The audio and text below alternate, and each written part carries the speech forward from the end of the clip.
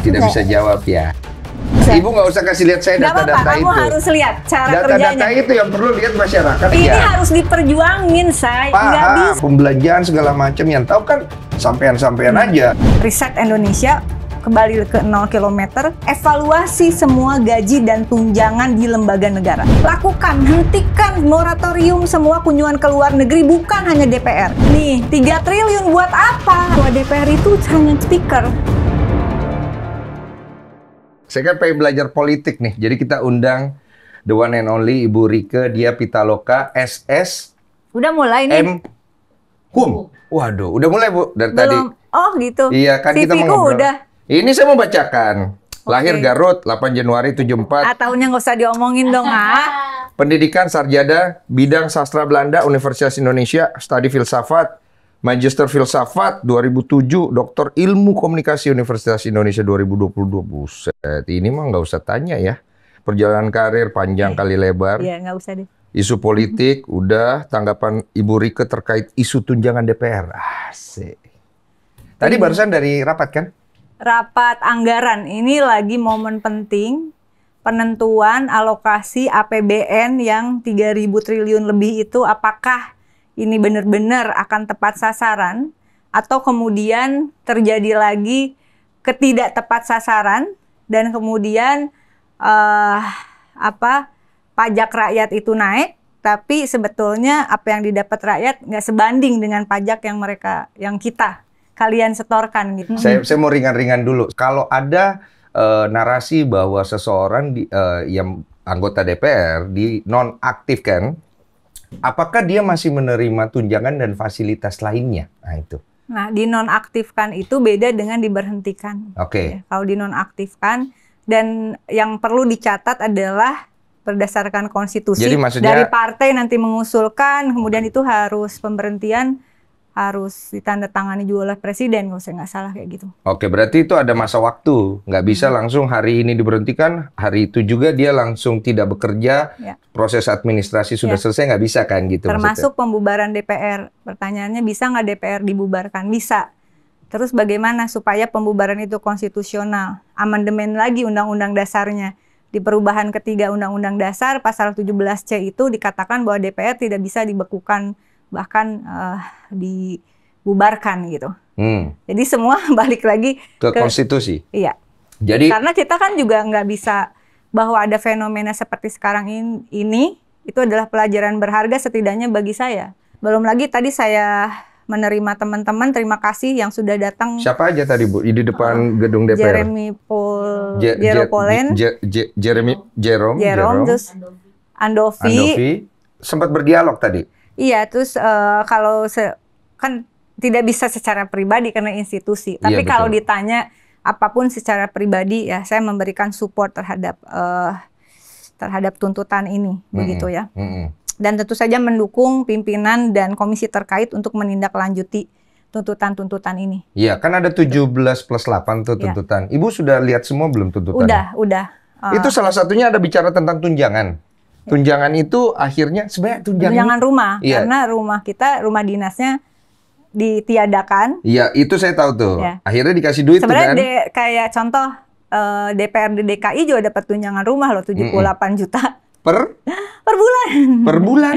Dan beberapa tingkat 2 juga provinsi emang ada tunjangan-tunjangan seperti itu. Nah, kalau ditanya lagi secara pribadi, silahkan tunjangan dihapus semua, gaji mau dapat silahkan. Yeah. Tapi jangan lupa bahwa DPR ini lembaga negara. Salah satu dari lembaga negara yang bernama lembaga legislatif, tapi ada eksekutif dan yudikatif. Iya, betul. Nah, urusan tunjangan pejabat di lembaga negara itu diatur di dalam kurang lebih 11 undang-undang dan 12 peraturan pemerintah. Oh, sebanyak itu? Iya, karena kan harus ada pertanggungjawaban hukumnya. Kalau ditanya, apakah tunjangan DPR sebesar itu legal? Ya. Secara hukum, dia legal. Legal. Tetapi saya sering mengatakan bahwa yang legal itu belum tentu bermoral. Jadi itu menjadi catatan penting. Nah, dengan adanya isu ini, menurut saya ini momentum yang harus diambil untuk saya katakan riset Indonesia kembali ke 0 kilometer semua, termasuk untuk semua birokrasi dan kita yang bekerja di lembaga negara. Kalau mau dilakukan evaluasi semua gaji dan tunjangan di lembaga negara.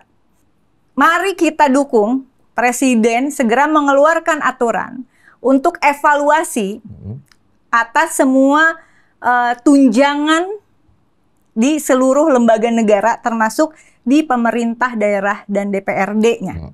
Gitu. Ini saya bawa nih sengaja. Ini namanya. Itu apa, Bu? Ini buku RAPBN 2026, Besti. Itu di dalam tuh ada... Di sini semua kementerian, lembaga ada, termasuk DPR. Gaji-gajinya, tunjangannya semua. Hanya gelondongan. Tetapi kalau kita lihat, saya ambil contoh lagi. Tunjangan kinerja kementerian, salah satu yang tertinggi adalah Kementerian Keuangan. 300%. 300%. 300% tunjangannya.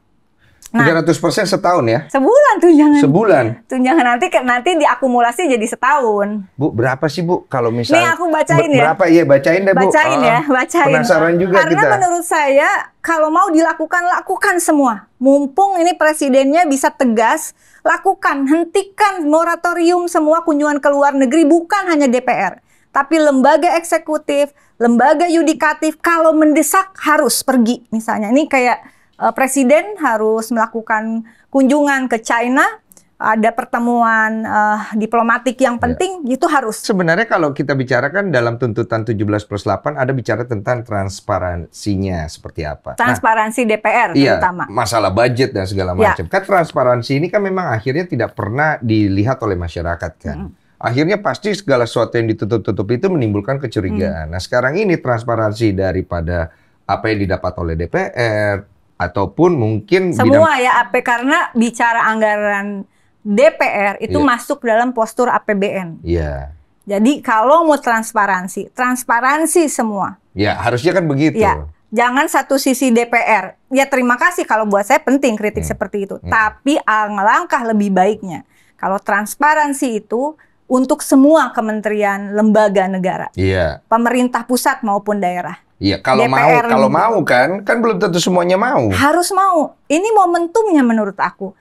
Nah, terus ada lagi narasi tunjangan rumah itu 50 juta bukan per bulan, tapi per tahun. Jadi yang benar gimana? Per bulan 50 juta udah. Tapi ini gimana sih Bu? Bu, yang jelas deh Bu. Tapi kan penganggaran itu 1 tahun. Jadi ngebahas anggaran itu. APBN untuk tahun 2025 1 tahun. Tahun depan 2026. Nggak bisa diicrit. Nah, sekarang saya anggota DPR, Bu. Anggota DPR. Nah, saya dapat apa aja nih, Bu? Saya anggota DPR. Gaji. 4, sekian. Ya, itulah ada lah. Itu sesuai. Itu tinggal di-googling aja ya. Nggak enak ya ngomongin ini angka ya. Saya dapat apa dulu? Gaji ya, gaji. Terus saya dapat tunjangan. Tunjangan apa? Tunjangan rumah. Yang paling ramai kan yang paling gede itu tunjangan rumah. Tunjangan rumah 50 juta per bulan nih ya. 50 juta per bulan. Woi, 600 dong setahun. Kalau aku 5 tahun kan aku dapat 3 miliar ya. Kali 5, 3M aku Bu. Aku udah dapat 3M ya Bu ya. Iya, kalau mau dihapus, hapus. Ya tahan dulu Bu. Ini kan aku anggota DPR. Terus aku dapat apa lagi Bu? Ya sama kayak yang lain, listrik segala macam bla bla bla. Aku nggak tahu detailnya listrik nggak gede ya? Jadi intinya Bu, kalau dalam 1 tahun ini Bu, aku bisa dapat berapa Bu? Kalau aku jadi DPR, kan aku ngelamar kerja di cerita ya. Kira-kira. Nggak tahu ya? Aku nggak terlalu bahwa karena aku 4 periode ya. Iya, 4 periode. Jadi menurutku itu relatif. Buat aku balikin lagi aja kayak gaji dan tunjangan yang lama. Proporsional aja. Aku pernah, maaf ya teman-teman DPR. Aku pernah menolak dan akhirnya terjadi pembatalan bahwa DPR itu dapat anggaran seperti DPRD per tahun 25 miliar. Oke. Karena menurutku DPR RI dengan DPRD itu beda. Ya. DPR RI diatur oleh Undang-Undang Dasar. Fungsinya adalah sebagai pengawas eksekutif. Ya, itu betul. Jadi bukan sebagai pengguna anggaran. Betul. Dan DPR RI itu bekerja semestinya tidak hanya untuk daerah pemilihan. Iya. Karena RI, Republik Indonesia. Kalau hanya untuk daerah pemilihan, DPRD, maka namanya berubah jadi DPR Dapil. Iya. Nah, kalau DPRD berdasarkan Undang-Undang Pemerintahan Daerah, dia adalah bagian dari pemerintahan. Mm-mm. Jadi dia ada fungsi budgeting, Iya. pengguna anggaran, dia bisa. Iya, dia pelaksana Maka kan dia ada ibaratnya. pokir. Mm-mm. Nah, secara dasar hukum aja itu salah dan akhirnya memang kemudian dibatalkan dan ya terima kalau dimarahin semua. Iya, iya, Yang iya, iya. kedua, Iya, iya, yang iya. kedua dulu Iya, awal masuk DPR itu Tahun berapa Bu waktu itu masuk? 2009. 2009 ya. DPR RI bisa berobat dengan fasilitas yang VVIP, VIP, ya VVIP. Iya. itu sampai ke luar negeri. Iya, iya. Terus aku mikir, si Oneng mikir nih masuk DPR. Iya. Lah kok rakyat aja ditolak dari rumah sakit, masa wakil rakyatnya? Iya. Iya kan? Iya, iya.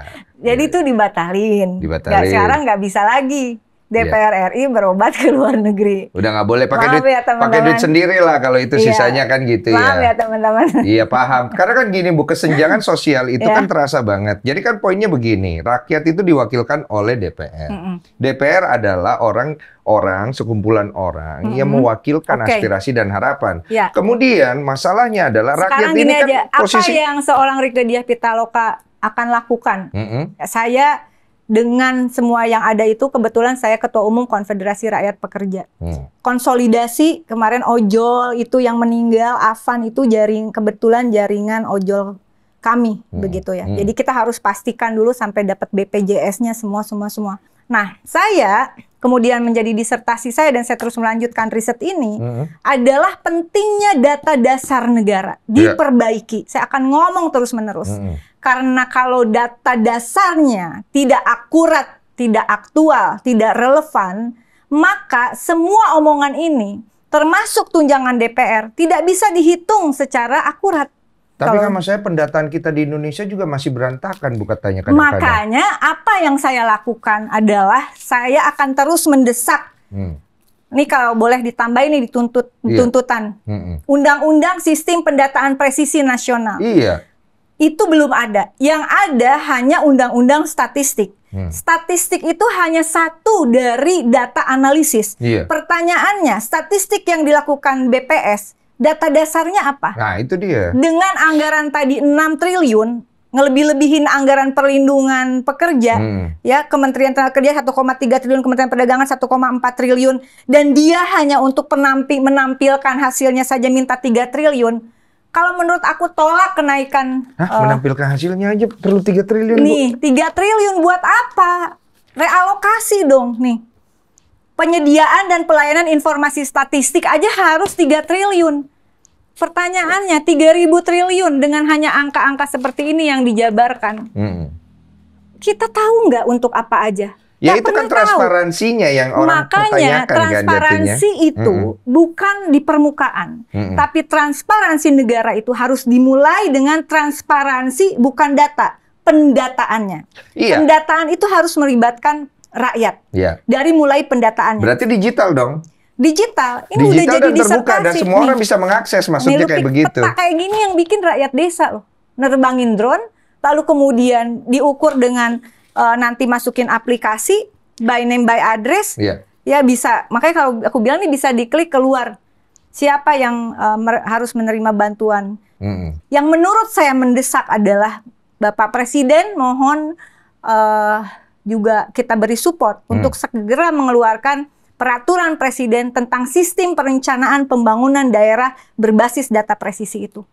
Nah, kenapa itu tidak pernah akhirnya dikeluarkan? Ya, aku Tidak nggak- bisa jawab ya. aku mohon dukungannya Iya, dari paham kamu. saya ya. Nih aku Iya, bisa. Ibu nggak usah kasih lihat saya Nggak apa-apa, data-data kamu itu. harus lihat cara Data-data kerjanya. itu yang perlu lihat masyarakat secara Ya, ini. digital dan terbuka. Nih, Cuma kan contohnya. masalahnya Ya, aku data-data. bukain digital, Iya, nggak tapi mau. kan nggak semua orang punya data-data ini, Bu. Maksud aku begini, aku simpel aja. Ini harus diperjuangin, Say. Nggak Paham, bisa. aku paham. Cuma kan aku simpel aja. Ini websitenya mana? Orang bisa melihat pendataannya di mana? Gaji-gaji tunjangan daripada DPR seperti apa? Kementerian seperti apa? Karena transparansi seperti ini kan memang tidak ada di negara kita. Akhirnya apa? Pembelanjaan segala macam yang tahu kan sampean-sampean aja, ya rakyat itu mana tahu. Makanya Ibaratnya dukung begitu. dong aku Undang-Undang Sistem Pendataan Presisi Nasional, Oke. Perpres Sistem Perencanaan Pembangunan Daerah Berbasis Data Presisi. Iya, bukan hanya komisi ibu juga, semua komisi menurut saya harus digitalisasi. Ini bukan komisi aku, komisi. Tetapi menurut aku ini tanggung jawab moral dan konstitusional. Itu dia. Ya, bahwa kita, kalau aku sih mumpung masih ada umur, ya, ada umur, ada jabatan. Ada umur, nggak ada jabatan, nggak bisa juga ngasih kebijakan. Ada jabatan, nggak ada umur, lu mau bikin kebijakan di kuburan, nggak mungkin nggak kan? bisa juga ya. Oke, tahan Bu. Keresahan Ibu, saya mau dengar dulu. Sebagai anggota DPR, kemarin resah nggak Bu? Ngelihat situasi di Jakarta, orang-orang pada ribut, pintu nggak dibuka-buka, Ibu resah nggak? Banget. Apa yang Ibu resahkan? Ya, ini nggak harusnya terjadi kayak gini. Oke. Ini nggak harusnya terjadi dan sebetulnya tentu pelajaran berharga juga bagaimana cara komunikasi yang lebih baik begitu. Ya, itu dia. Menurut saya cara komunikasi, menyampaikan pendapat apapun, latar belakang kita tadinya apapun, ketika menjadi wakil rakyat, ya udah, memang kita jadi pembantunya rakyat sebenarnya. Kita nggak bisa menggunakan narasi-narasi yang pilihan kata, diksi yang terkesan nantangin rakyat. Menurut aku ya, barangkali aku salah, tapi cara pandangku begitu. Jadi kalau misalnya bukannya aku nggak dikritik loh, bukannya aku nggak. Ya memang pasti akan dikritik, nggak mungkin Dan enggak, menurut gitu. aku kalau dikritik berarti memang rakyat kasih atensi ke kita. Betul. Kalau yang nggak dapat kritik kan berarti mungkin rakyat juga lupa atau nggak tahu apakah dia wakil rakyat atau bukan. Betul. Gitu. Karena kan untuk berkembang dan tumbuh, kritik itu harus ada. Pada saat Ibu, waktu ketika mengenakan seragam pejabat gitu kan, dan pada saat menjadi ya Ibu Oneng, kan pasti beda dong. Beda dong, bahasanya beda, bagaimana bersikapnya juga beda. Itu Ibu udah pikirkan kan dari awal? Waktu pertama masuk, tahun 2009. Jadi kalau ditanya apa sih motivasiku jadi DPR gitu ya? Karena aku berangkat juga dari aktivis mahasiswa 95 hari-hari. Jadi ikut demo ya? Banget tiap hari. Ini lempar-lempar gak gitu? Aku digebugin, bukan. Oh, Ibu digebukin. Aku ngalamin Serius pernah digebukin? Bener. Aku gara-gara apa? Provokasi pasti ya? Ketawa dulu nggak ada medsos ya. Tapi menurutku sehingga aku juga bisa. Ini ada sesuatu yang aku katakan invisible hand di dalam aksi ini karena tentunya apa namanya? Orang yang ikut demo pasti paham dong. Ya, dan bukan berarti tidak boleh demonstrasi, boleh sekali. Nah, tapi singkat cerita adalah bahwa menjadi anggota DPR itu buat saya adalah kesadaran saya, pilihan sadar saya katakan berulang-ulang. Karena apa? Waktu itu saya masih posisi jadi di dunia hiburan dan kan enak sinetronnya itu lagi hits begitu. Terus kemudian saya megang satu acara presenter di salah satu TV swasta. Terus produser mengatakan, kamu serius mau meninggalkan dunia entertain zona ini, nyaman mana ini, kamu lagi di atas. Ya, dan dengan segala resiko DPR seperti itu. Tapi menurut saya sudah saatnya gitu, karena saya berasal dari keluarga yang tidak mampu. Awalnya itu. Saya merasa, saya tahu betul rasa tidak enaknya menjadi anak dari keluarga miskin. Oke. Ya, jadi ibu saya meninggal karena tidak bisa berobat begitu. Bahwa nyawa urusan Allah, ya betul. Tetapi keluarga pasti sedih kalau kemudian tidak bisa orang tua atau keluarga kita, orang tercinta kita sakit, kita tidak bisa berobat segala macam begitu. Nah, jujur motivasi personal saya adalah saya merasa kalau di negara lain tidak ada orang miskin ditolak dari rumah sakit, kenapa di Indonesia tidak bisa? Berarti ada sesuatu yang harus diperbaiki. Jadi kalau ada yang mengatakan musuh besar bangsa ini kemiskinan dan kebodohan.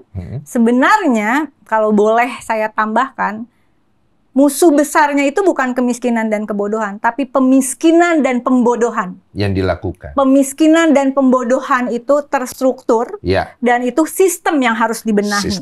Perubahan sistem, peralihan dari sistem monarki atau kerajaan ke demokrasi. Itu ditandai dengan lahirnya partai politik dan ada perwakilan di parlemen, begitu. Nah, keputusan politik wherever you go, you will be a police. Kemanapun kamu pergi, kamu akan bagian dari polis, bukan polis asuransi. Iya. Polis itu negara Yunani kota, ya Iya. Yunani Romawi begitu. Paham. Nggak ada yang bukan keputusan politik. Kita bisa ngomong sebebas ini Iya. ruang publik digital. Itu ada ruang politik. Karena ada keputusan politik, tidak Bebas boleh berpendapat. ada lagi pembungkaman. Dulu kan Tempo aja dibredel beberapa media. Itu keputusan politik. Bukan harga cabai pun keputusan politik. UKT naik atau turun itu keputusan politik. Iya. Ya, bagaimana kemudian warga negara kita jadi korban perdagangan orang yang jumlahnya makin lama makin banyak. Itu keputusan politik. Anggaran perlindungannya hanya 200 sekian miliar untuk perlindungan WNI di seluruh dunia, itu keputusan politik. Iya. Jalan di depan rumahmu ini keputusan politik. Betul. Semen yang dipakai bangun ini mau pakai semen buatan industri nasional atau semen luar, Itu keputusan politik. Gak ada yang bukan keputusan politik. Cuma keputusan politik. Nah, keputusan politik itu adalah keputusan hukum. Ya. Keputusan hukum itu diputuskan di 2 tempat kalau secara nasional. Ya. Melibatkan Istana Merdeka, dalam hal ini eksekutif, tingkat paling tinggi presiden, Presiden, ya. beserta pembantu-pembantunya Ya, yang bernama menteri, Ya. dan kemudian DPR di Senayan. 2 tempat ini Jadi saya waktu itu kalau kayak gini gue pengen seenggaknya bisa nggak ada lagi orang miskin ditolak dari rumah sakit. Berarti gue harus masuk DPR. Kalau Ibu jadi ketua DPR deh, apa yang akan Ibu lakukan? Menurutku gini, ketua DPR itu hanya speaker, corong-corongnya, tapi keputusan itu bukan di ketua DPR sebenarnya. Ini juga harus diluruskan. Oke. Dia jubirnya DPR. Keputusan itu ada di setiap komisi begitu. Tidak bisa kemudian ketua DPR memutuskan ya udah tunjangan dihapuskan tanpa ada keputusan bersama antara istana yang diwakili oleh menterinya dan DPR, parlemen di Senayan. Di berjenjang, Pak. Iya. Dan jadi misalnya kalau misalnya Ibu jadi ketua DPR nih, Ya, nggak berarti bisa apa-apa tidak juga. punya power kan? Dia hanya speaker aja sebagai jubirnya DPR. Ya. Jangan berpikir bahwa ini ketua DPR-nya, siapapun ketua DPR-nya, bahwa sistem ini adalah kolektif, kolegial, lalu ketua dan wakil ketua DPR itu hanya jubir dari DPR RI dan DPR ya. Tidak DPR ada RI. otoritas lain selain itu, Bu. Maksudnya Ya ya, itu sistem politiknya kayak saya anggap kan begitu. saya gini, saya ketua Orang nih. pasti mikirnya ketua yang menentukan. Iya kan kita berpikir gitu. Komisi 1 sini, komisi 2 sini. Mana nih? Gini. Wah, nggak bisa nih. Ayo, semua rembuk. Kan itu ketua kan? Ya bisa, kalau setuju, kalau nggak setuju, yang lainnya. Kalau nggak setuju, Dan itulah saya diturunkan dong. Nggak bisa diturunkan juga nggak, karena ada aturan siapa yang menjadi pimpinan DPR itu di Undang-Undang MD3, Undang-Undang MPR, DPR, dan DPD, DPD, DPRD juga ada di situ. Pemenang pemilu itu menjadi pimpinan DPR. Gua kalau jadi ketua DPR ya Tapi pusing lah. tidak bisa, makanya. Aku mau ngomong apa? Gini, sekarang Ya. itu gerbangnya buka. Oh, yang komisi lain nggak setuju. Wah, piye iki? Kalau Komisi 3 bilang enggak gimana? Iya. Tapi yang lebih penting adalah bagaimana suara ini menjadi keputusan politik. Iya, Dan menjadi keputusan politik harus berkekuatan hukum. betul. Berkekuatan hukum artinya keputusan politik itu diputuskan berdasarkan konstitusi oleh 2 pihak. Iya, Yaitu eksekutif, presiden beserta wakilnya, iya. dan juga DPR RI untuk tingkat nasional. Itu- Di daerah lain lagi tuh. Iya, Eksekutif daerah dan DPRD-nya. iya. Jangan lupa, ini sudah masuk era otonomi daerah. Terus kemudian masalah undang-undang perampasan aset. Itu udah puluhan tahun, Bu. Saya pernah dengar salah satu statement dari Ibu Megawati. Saya nggak tahu ini saya dengar di mana. Bahwa Ibu berkata bahwa undang-undang itu waktu beliau menjabat dulu itu memang sudah disampaikan oleh pihak presiden kepada DPR itu sendiri. Cuman permasalahannya adalah perbaikin dulu sektor hukumnya karena jangan sampai Jadi pisau bermata dua. betul, itu kan maksudnya. Nah, sekarang kan kalau kita mau benahin semua, itu kan pekerjaan yang perlu Di waktu Badan lama. Legislasi sekarang sedang merumuskan, Merumuskan. sudah instruksi dari Pak Presiden. Presiden dan kemudian juga dikomunikasikan oleh pimpinan DPR, ketua dan wakil ketua, Iya. lalu balik segera disuruh merumuskan. Apa Jadi nih? nggak Apa bisa nih kalau rumus apa nih? untuk pembahasan RUU perampasan aset Aset di Komisi 3. dibalik. Oh, dibalik. Sementara oke. dibalik. Jadi Oke. dia harus masuk program legislasi nasional. Aduh, panjang. Harus masuk program legislasi prioritas. Harus diputuskan nanti lewat badan musyawarah. Badan musyawarah harus diputuskan di paripurna. Ini tahapannya ya. Jangan marah ya. Ini tahapan yang harus terjadi. Iya. Tapi apakah bisa dipercepat? Bisa. Bisa. Bisa dipercepat. Kalau paling cepat berapa tahun, Bu? Paling cepat itu keputusan politik berarti ya. Keputusan yang udah-udah juga ada yang cepet tuh 2 minggu segala macam. 2 minggu, gitu. Bu? Ada yang Itu 2 lewat minggu. jalur mana tuh, Bu?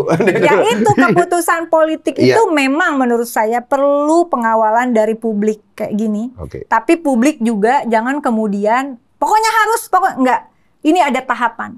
Tahapan normatif ini karena kalau enggak tidak melalui tahapan ini bisa ilegal disebutnya. Bisa kena kasus. Iya, karena tidak melalui tahapan ini. Iya. Pertanyaannya, tahapan ini lu mau bikin panjang atau pendek nih gitu Iya, kan? itu dia kan. Ya itu keputusan politik. Dan itu nanti Siapa yang bisa melakukan itu? ya semua fraksi yang ada di DPR Yang punya power untuk melakukan itu? semua Semua. semua Kalau saya harus- presiden, saya menginstruksikan. Itu harus selesai dalam waktu tempo 1 bulan, anggap. kita bukan sistem parlementer. Kita sistem presidensial. Gitu. Kita tidak ada perdana menteri yang dipilih oleh parlemen. Ya, kita adanya adalah presiden dipilih langsung oleh rakyat dan ada trias politika pembagian kekuasaan eksekutif, legislatif dan yudikatif begitu. Ya. Dan tadi aku bilang DPR pun tidak bisa membubarkan atau membekukan DPR. Itu konstitusi. Ya. Nah, tetapi kemudian yang menjadi pertanyaan pentingnya sekali lagi, apakah bisa dipercepat? Bisa. Bisa. Bisa. Kalau kemudian DPR tidak mengerjakan, apakah ini bisa diambil suatu keputusan oleh presiden? Bisa. Namanya bukan undang-undang, namanya peraturan Perpu. Peraturan pengganti undang-undang. Iya. Tapi itu sama kekuatan hukumnya dengan undang-undang. Berarti hak prerogatif presiden kan? Bisa. Jadi silahkan kalau ini nanti dalam makanya aku bilang kenapa aku minta perpres, kenapa presiden itu di dalam sistem presidensial dia sebagai kepala negara dan kepala pemerintahan begitu. Tapi bukan berarti dia menjadi arahnya otoriter atau totaliter. Yeah. Tetap ada fungsi kontrol yang telah diatur di dalam konstitusi undang-undang dasar kita begitu. Perpu apakah bisa beberapa kali Presiden Jokowi mengeluarkan perpu kan? Nah, perpu kalau mau silahkan perpu ini dikeluarkan, tetapi saran dari saya adalah tetap substansi dari undang-undang atau perpu perampasan aset ini mesti dikawal oleh publik. Iya. Jangan kemudian misalnya ada klausul yang menyatakan bahwa bisa ada perampasan tanpa proses hukum. Iya. Itu nggak bisa. Menurut Menteri Hukum katanya, RUU perampasan aset lebih cepat selesai jika ada usul dari DPR. Selama ini dari DPR sendiri udah ada usul atau belum, Bu? Jujurnya bagaimana? Udah ada usul dari presiden. Apakah bisa ada 2 pilihan untuk undang-undang perampasan aset? Yeah. Dia bisa berbentuk perpu, Yeah. dia bisa berbentuk Konstitusional. undang-undang. Kalau mau berbentuk undang-undang, maka lewat proses tadi program legislasi nasional. Yeah. Pertanyaannya, siapakah yang bisa mengajukan suatu undang-undang? Yang bisa mengajukan rancangan undang-undang adalah DPR tentu saja. Yeah. Di dalamnya bisa komisi, bisa fraksi, bisa badan, bisa juga per anggota DPR. Oke. Tetapi bisa juga dari pemerintah, tapi ada poin ketiga yang penting. Apa Bisa diusulkan oleh masyarakat. Ya, seperti sekarang kan? Usulkan oleh masyarakat, masuk ke balik diusulkan, Yeah. nanti diputuskan. Masuk program legislasi nasional dan kalau masuk prolegnas doang yang nggak akan pernah dibahas selama tidak masuk dalam program legislasi nasional prioritas setiap tahun. Oke. Jadi itu jadi kayak ngasih jurus gue. Oke, saya langsung mau bahas kalau begitu tuntutan 17.8. Kita lihat berapa lama itu bisa terjadi. Nah, ya Iya kan? aku udah kasih opsi nih. Iya, Berarti proses ini harus dipercepat. Segera ambil dibaliknya, dimasukin ada perubahan daftar prolegnas 2014 sampai 2029 dan ajuan baru program legislasi nasional prioritas di tahun 2025. diputuskan masuk RUU perampasan aset yang kemudian dari masyarakat, katakanlah naskah akademik dan draft undang-undangnya, bawa ke paripurna, di paripurna disetujui untuk menjadi prioritas agar dibahas, baru bisa dibahas. Iya Bu, saya mau fokus ke 17 tuntutan dan Ya 8 itu tadi ini. yang Satu-satu Bu, Oke. satu-satu. Ini bentuk tim investigasi independen kasus Afan Kurniawan Umar Amarudin dan korban-korban kekerasan 10. lain dan pelanggaran HAM oleh aparat lainnya selama demonstrasi 28 sampai 30 Agustus. Itu Komisi 10. Komisi 3 Hukum Komisi dan 3 HAM. ya. Berarti perwakilan ke Komisi 3 nih menyampaikan. Dicatat. Ya, berapa lama ini, Bu? Ya langsung nanti diputuskan di Komisi Bisa 3. cepat itu ya? Bisa, mau sehari Tim juga investigasi mah bisa cepet dong. bisa. Bisa, oke. Kedua, Bahkan presiden bisa memutuskan membentuk berarti tim. ini tidak ada masalah ini ya? Nggak bisa eksekutif, bisa legislatif. No problem ya? No problem. No problem. Yang Kalau kedua, aku mah no problem semua. iya, ini kan kita bahas supaya kita belajar. Hentikan keterlibatan TNI dalam pengamanan sipil, kembalikan TNI ke barat. Ke barak. Ini ada di siapa ini? Itu udah ada aturan hukumnya juga Iya. tentang pembagian tugas antara TNI dan Polri. Ya, Komisi 3 lagi. Komisi 3 lagi. Berarti dia ke Komisi 3 Komisi lagi. 3 dan Komisi 1. Oke. Soal pertahanan keamanan. Jadi dia harus kemana nih Bu? Ke tiga komisi ini? Ke Komisi 1, 2, dan 3 gitu? Ya nggak bisa juga. Tadi Diwakilkan kayak di Komisi diterima. 3. Nah, tadi kemarin kan pimpinan DPR udah nerima tuh Bang Dasko. Nanti itu disubkan Iya. ke komisi terkait. Makanya beberapa hari lalu ada rapat dengan Panglima TNI Iya. di Komisi 1 dan hari ini kalau nggak salah di Komisi 3 ada rapat juga terkait itu soal kepolisian. Nah, kalau yang ketiga, bebaskan seluruh demonstran yang ditahan dan pastikan tidak ada kriminalisasi demonstran. Setuju. Komisi 3 lagi. Komisi 3 lagi. Nah, ini perlu waktu pasti kan? Bisa cepet juga sih, maksudnya terutama mereka yang memang itu misalnya katakanlah hanya menyuarakan, ya kayak ada ibu yang ditahan hari ini, Iya, betul. atau itu kan negara ini punya Del Pedro juga punya tuh. badan intelijen kan sebenarnya, kan bisa di tracing apakah dia mengajak itu karena kekesalan dirinya Ya, sebagai paham, warga paham. negara Paham. atau berafiliasi digerakkan oleh si Penyusup misalnya. ya apa ya, Iya. invisible hand, Invisible hand. whatever lah. Tapi punten Bu, dalam masalah-masalah urgent kan ada satu tindakan Ada yang diskresi. diskresi di Bisa mana diskresi. diskresi ini kan bisa dilakukan ketika melihat situasi yang tidak memungkinkan atau mungkin harus dilakukan keputusan yang cepat oleh presiden kan harusnya. Bisa. Ada force major di mana itu presiden sebagai kepala negara dan kepala pemerintahan. Saya kira sih sebenarnya pada intinya kita tuh udah kebanyakan undang-undang. Masalahnya dijalankan atau tidak. Dan dijalankannya itu diawasi atau tidak. Sehingga monitoring, evaluasinya benar, termasuk politik anggaran dari lahirnya undang-undang tersebut yang mengakibatkan ada kebijakan dan program. Iya Bu. Mau nambahin undang-undang 100 pun lagi, Kalau nggak dilaksanakan nggak ada gunanya kan? dan tidak ada mekanisme pengawasan, Iya. dan tidak ada pendisiplinan. Iya. Jadi kalau ditanya, Tidak ada kontrol jadinya. kalau ditanyakan ini juga lagi rame. Syarat menjadi anggota DPR itu harus TOEFL-nya sekian, Iya. terus harus apa? Kalau Ibu mah udah lulus lah ya. Aku nggak Tadi baca TOEFL. itu banyak loh. S1. Suka ngerendah ya. Nggak, bukan gitu. Tapi menurut ini pandangan aku ya. Iya. Yang terpenting dari menjadi wakil rakyat, menjadi aparatur sipil negara, hal terpenting yang harus dimiliki adalah hati. Kalau jadi wakil rakyat ya punya hati untuk rakyat. Harusnya. Jadi Gitu, ASN, Mah. jadi birokrat, yang punya hati jadi pelayan publik. Ya. Dan jalankan semua undang-undang gitu. Bu, kalau misalnya seorang pejabat DPR kemudian dia memfleksingkan harta benda, dia punya hati nggak Bu? Mungkin dia lupa kalau udah jadi di DPR.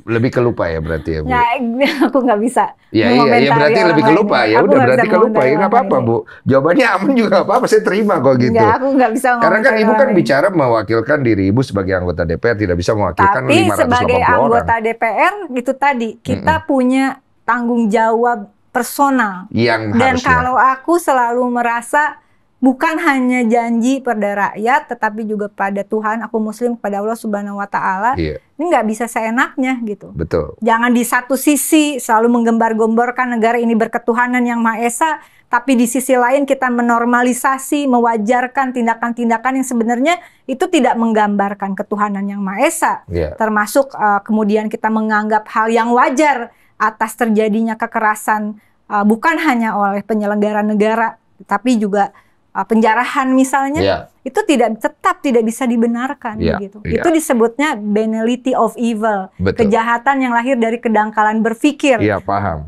Nah, ini ada tuntutan lagi, Bu. Hentikan kekerasan oleh kepolisian dan taati SOP pengendalian massa yang sudah tersedia. Ini kan harusnya berarti kan balik lagi ke undang-undang, betul, aturan. Ini kan sebenarnya bukan masalah ya, Bu ya. Nah, kalau aku lihat di sini yang paling masalah ini adalah selidiki kepemilikan harta anggota DPR yang bermasalah oleh KPK. Memang harus dong. Oke, kemudian jangan sampai orang yang terindikasi bermain anggaran aman, misalnya dengan segala bahwa ada salah gestur atau komunikasi oleh teman kita Mas Uya ya. Tapi kemudian terjadi penjarahan dan dianggap itu suatu yang wajar.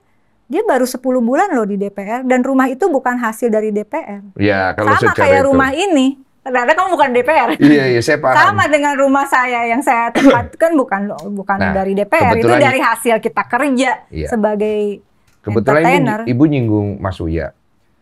Waktu kejadian joget-joget ibu ada di sana nggak? Ada. Ibu ada di mana? Sebelah mana? Kok kesorot kamera soalnya? Hah? Saya mau nanya nih jujur, karena nggak ada di kamera. Ibu joget nggak, Bu? Aku kebenaran lagi nggak joget. Karena ya? aku habis boxing di rumah sambil joget. Oh, capek gitu. Enggak, sebenarnya bukan itu. Tapi ada goyang-goyang gini nggak, Bu? Enggak, itu bukan sih menurutku nggak terlalu. Jadi ini dianggapnya rakyat begini, DPR malah joget gitu kan. Tahan, Bu. Soalnya saya sangat meneliti. Itu tesis saya, Bu. Ini tesis saya. Jadi begini kejadiannya. Saya kan udah dengar penjelasan juga dari Pasha kemarin. Saya tahu ketika akhirnya Ibu bicara bahwa ya dari DPR sendiri harusnya lebih menempatkan bahasa mereka supaya jangan sampai bahasa itu tidak menjadi menyakiti hati. Gestur dan ucapan. Gestur gitu. Tapi kan ketika ada narasi yang ngebawa ke sana sampai akhirnya apapun akan tetap salah. Akan tetap jadi pihak yang salah. Ibu kalau di posisi itu bisa ke frame salah loh. Sama dan aku kehilangan Uya itu Mas Uya itu partnerku di Komisi 9 untuk mengadvokasi kasus-kasus tindak pidana perdagangan orang dan masalah kesehatan. Mas Eko tentu saja interaksi kami sering karena saya anggota, Mas Eko wakil ketua sekarang dan lama kita di Komisi 6. Mas Eko itu tulus orangnya, memang konyol. Bukan untuk pembelaan. Tentu gestur harus diperbaiki, cara komunikasi diperbaiki. Jangan main sound horek ya. Iya. Iya. Itu harus diperbaiki. Aku budek sih emang. Iya. Jadi begini maksud aku. Nah, Mas, aku pengen cerita kasusnya Bang Juri itu, aku disupport banget sama Mas Eko. Pelunasan tanah dan beberapa kasus ya, membongkar mafia pangan, membongkar mafia timah sebagai pimpinan. Termasuk yang memberi ruang kepada kami untuk akhirnya kasus-kasus besar itu termasuk Pertamina yang kemarin Mas Eko tidak pernah membatasi kami bicara dalam persidangan segala macam, dia memberikan ruang begitu. Jadi ada plus dan minus, saya kira tidak bisa kemudian kita pukul rata begitu. Sementara ada kasus-kasus korupsi besar lainnya yang orangnya juga, saya nggak nyuruh orang menjarah rumah dia juga misalnya. Intinya dari semua pembicaraan panjang kita ini, sekali lagi terima kasih untuk semua masukan dan kritik. Tadi 17+8. Belum 8 saya baca nih dalam ada 1 beberapa tahun. Hal. Ini yang 17 nih tanggal 5 September, hari ini tayang nih. Udah harus dipenuhi nih. Tadi sudah cukup, menurut saya sudah cukup dijelaskan termasuk apa tugas tanggung jawab dari pimpinan DPR, ketua dan wakil, dan sebenarnya mereka hanya sebagai jubir dari DPR dan keputusan itu tetap di komisi masing-masing begitu. Dan apa tanggung jawab kami sebagai anggota, terutama di komisi kita masing-masing. Nah, saya juga sekali lagi turut berduka cita untuk semua. Saya benar-benar sakit karena kebetulan yaitu saya sebagai Ketua Umum Konfederasi Rakyat Pekerja, mereka yang bekerja ojek online termasuk yang ada staf di Makassar karena jaringan saya juga DPRD yang di Makassar ada 4 orang kalau saya nggak salah. jaringan saya juga turut berduka cita untuk pegawai mereka. ASN yang berstatus P3K itu kami tadi kemarin memperjuangkan bareng-bareng untuk kemudian ditetapkan sebagai P3K negara bukan lagi honorer. Dan saya ikut sakit gitu. Saya ikut sakit karena hari-hari saya telepon saya mengurusi hal-hal seperti itu. Nah, tapi di luar itu semua, mari kita mulai. Itu tadi saya sepakat, saya bicara kemarin ini riset Indonesia, kembali pada 0 km Indonesia. Perbaik mana yang menjadi skala prioritas kita. Sekali lagi, saat ini yang juga mendesak adalah nih politik anggaran 3.000 triliun duit teman-teman semua. Iya, tapi kan kalau 3.000 triliun dan ini menurut saya sangat berharap kita bisa di masa kerja ini di hari kerja ini bisa rapat terus maraton karena minggu kemarin ketunda ya untuk kita bisa mengawasi mana tadi anggaran-anggaran yang penting, mana yang harus direalokasi begitu. Dan saya tadi mengusulkan tidak bisa solusinya untuk keuangan negara itu hanya hutang dan menaikkan pajak rakyat.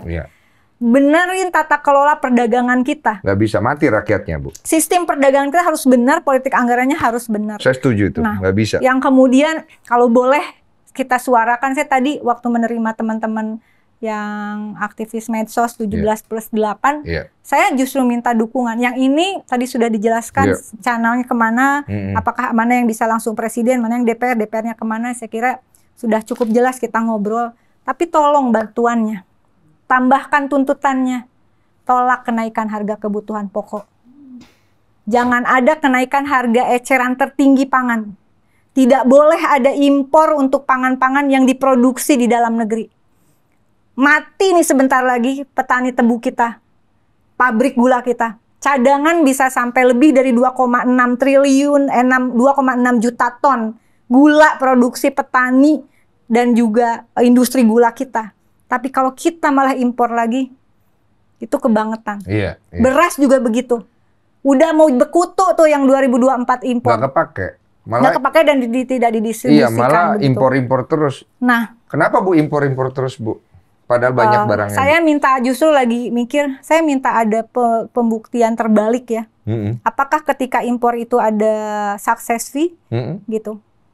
Saya merasa ada fee di under table atau under ya, itu indikasi aja. Tapi yang terpenting adalah tidak ada waktu lagi.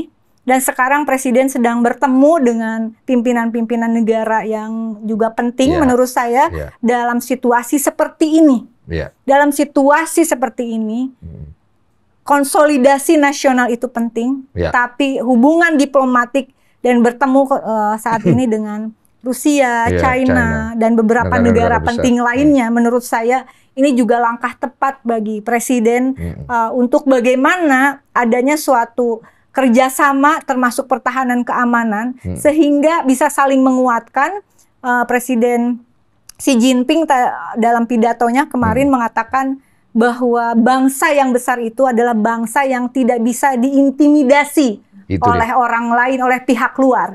Dan saya juga ingin menambahkan pidatonya Xi Jinping ini, bangsa yang besar adalah tidak bisa diintimidasi oleh pihak luar, tapi juga bangsa yang tidak mengintimidasi rakyatnya sendiri. Exactly. Dan kalau boleh saran, media sosial itu jadikanlah sebagai alat perjuangan. Ya, perjuangannya seperti apa? Ya, saya selalu pakai hashtag karena ini lagi pembahasan. Tolong bantu share hashtag APBN untuk rakyat.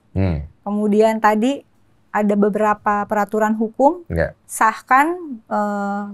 Kalau saya nulisnya di sini sahkan Perpu perampasan aset. Tapi kalau bisa Perpu cepat kan. Ya. Biar Perpu aja ya, biar cepat ya. Kemudian undang-undang tentang sistem pendataan presisi nasional atau biar cepat karena semua didrive oleh data. Nggak ada kehidupan kita yang tidak didrive oleh data, dan data itu berisi angka dan juga ada data analisis dan seterusnya. Tapi pada prinsipnya di balik angka dalam data negara ada nasib nyawa jutaan rakyat dan ada nasib tentang bangsa ini. Kebocoran data itu bukan sesuatu yang bisa dianggap enteng. Iya, betul itu. Melemahkan suatu bangsa bukan lagi Bocorin datanya. pakai alusista yang judar-judar, datanya disikat, dibelokkan semua kebijakannya lewat data palsu, selesai. Iya, itu yang paling berat, Bu. Kemudian yang juga penting, sahkan Perpres Perlindungan Pekerja Platform. Iya. Singapura baru, kalau saya tidak salah, tahun lalu atau mengesahkan Platform Workers Bills. Dan kemudian Malaysia baru beberapa hari lalu tentang Gig Workers Bill atau Act, undang-undang tentang pekerja platform. Ini menjadi penting karena ada pergeseran jenis pekerjaan dan artinya tenaga kerjanya yang dimediasi oleh digital. Ya. Tapi ini orang kerja loh, bukan berarti nggak kerja. Ya, tapi di digital YouTube kerjanya. ini kan pekerjaan. Ya, digital cuma. Digital, tapi pekerja platform. Pekerjaan baru lah istilahnya. Iya, ini kan berapa orang nih pegawai mau menghidupi kerja manusia, jadi apa? Tapi lowongan apakah kerja. ada proteksi dari negara? Nggak ada. Ketika kemudian ada konten yang ini, bisa langsung kena dan kemudian apakah mereka kemudian masuk di dalam hak-hak pekerja dengan jaminan sosialnya dan segala macamnya? Nggak ada. Iya, paling proteksinya yang kita dapatkan dari tergantung platformnya kalau bosnya masing-masing. baik. Platformnya masing-masing. Ya, semoga kamu bos yang baik. Iya, platformnya masing-masing. Nah, punten, aku pengen ditambahkan, Bu, ya untuk yang pelecehan, Bu. Ini dari saya ya pribadi. Saya kan di sini banyak mengawal pelecehan ya, Bu. Ya boleh nggak dipotong ya, Bu? Iya loh, aku tengok-tengok itu kayaknya manusia-manusia ini ndak ada hatinya. Buat aku itu juga menjadi hal yang penting, termasuk para ojek online yang perempuan ini rentan. Rentan sekali, Bu. Jadi menurutku di tengah kita bahwa isu-isu 17+8 penting. Tapi jangan lupa juga ada isu lain yang harus kita kawal, termasuk korban kekerasan seksual yang terjadi bukan hanya di ranah privat tapi di ranah publik yang sekarang sudah bermutasi jadi melalui digital juga ya. Ini sedang menangani ada anak yang kemudian fotonya direkayasa pakai AI, kemudian disebarkan, itu juga menurut saya kekerasan seksual ya. Betul, saya setuju itu. Nah, perlindungan untuk wanita dan anak-anak menurut saya itu salah satu concern saya, termasuk di antara yang lain. Cuman kalau menurut aku, semua orang kalau aku lihat takut mengambil peran, takut salah. Ketakutan itu hanya ilusi. Tapi ilusi itu bekerja untuk banyak orang di sana. Ya, apakah kita mau jadi illusion society gitu Ya, atau itu menjadi dia, state makanya aku bilang, ini jadi, pemerintahan ini demokrasi. Ini kan banyak penontonnya nih. Ya, mari kita keluar dari rasa takut itu. Sebagai wakil rakyat, takut hanya ketika rakyat miskin nggak ada perubahan. Saya takut. Kenapa saya kadang-kadang nolak kenaikan pajak, saya teriak sendiri di paripurna begitu. Ada beberapa hal saya harus, nggak apa-apa. Itu resiko dari wakil rakyat. Mau disidang di Mahkamah Kehormatan Dewan misalnya karena saya nolak karena dianggap provokator, menolak kenaikan pajak, karena saya membongkar kasus besar di pelabuhan begitu ya, yang kerugiannya saat itu future value-nya sampai 39 triliun begitu. Di sidang saya hadapin, saya sidang. Nggak ada yang saya takutkan selain jabatan ini. Nggak ada loh, jabatan nggak dibawa mati kok. Menurut aku. Kalau di Nissan juga kan nggak ada tuh nanti misalnya cuman strip doang. Misalnya dirimu anggota DPR 5 periode, Densu di Nissannya ini anggota DPR tahun segini nggak ada. Nggak ada, tapi di digital ada. Sekarang Nissan udah nggak terlalu ini digital, jejak digital ya kan. Aku melihat permasalahan paling besar dari dampak demonstrasi ini, selain yang kita bicarakan tadi dan masih ada hal lain, itu adalah faktor komunikasi. Komunikasinya tidak jalan dan jembatan komunikasinya terputus. Artinya dari pihak DPR sendiri atau dan negara. juga semua pejabat. Iya, misalnya kemarin salah satu menteri mengatakan menjadi guru itu pekerjaan mulia, bukan untuk cari uang. Kalau mau cari uang jadi pedagang aja. Janganlah dek, jangan ya dek, jangan gitu. Atau orang meninggal, nggak tahu saya lagi ngantuk, jangan ya Pak, ya ampun Pak. Jangan Pak, itu semualah kita, termasuk kritik saya, Bang Densu udah punya nomor saya, WA, Mbak jangan ngomong gini Mbak, lu ngeselin, nyebelin lu. Gitu. Nggak apa-apa, WA, kritik kalau mungkin dalam kehiruk-pikukan ini kadang kita juga ngomong ada Iya, apa adanya kesel, aja gitu. Tapi sampaikan dengan cara yang beradab. Karena aku melihat kritik-kritik yang di zaman sekarang ini, kebebasan berpendapat tidak disampaikan dengan cara yang beradab. Akhirnya apa? Provokasi. Ketika ada perbedaan, ya sudah, kita obrolin baik-baik. Jangan menggunakan bahasa yang provokatif. Karena akhirnya apa yang dicari? Pergesekan. Pergesekan ini yang mau dimanfaatkan oleh invisible hand untuk membuat kita jadi pecah belah. Soekarno pernah berkata, nanti yang jajah kita udah bukan dari luar, tapi dari dalam kita sendiri akhirnya. Ya. Itu doang sih poinnya. Udah. Bu, makasih ya. Makasih. Thank you. Mohon dukungannya. Siap, Ini thank buku you. aku buat kamu. Makasih, Meskipun buset kamu deh. nggak mau baca. Buku Kekerasan Simbolik Negara, Kebijakan Penjajahan ulang. Rekolonialisasi.